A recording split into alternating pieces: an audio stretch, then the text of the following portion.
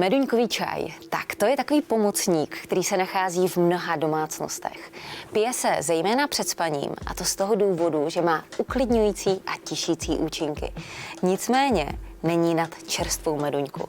Ta její vůně, taková lehce nasládlá, citronová, tak ta je opravdu nezaměnitelná.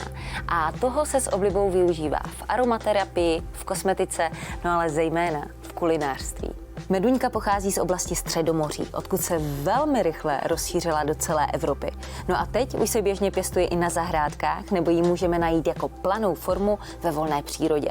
Meduňka lékařská má široké spektrum účinků a ty vychází především z obsažených aktivních látek. Její základní účinky jsou antibakteriální, antivirové, antioxidační, regenerační a uklidňující.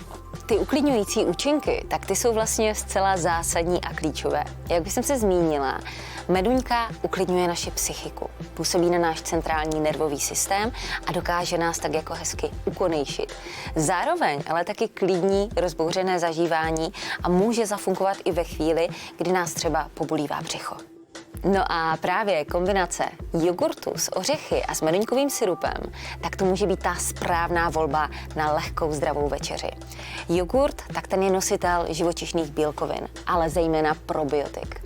A probiotika, ta prospívají našemu zažívání a trávení. No a mandle, ty jsou zase úžasným zdrojem tuku, těch zdravých tuků, těch prospěšných, které chceme a které potřebujeme.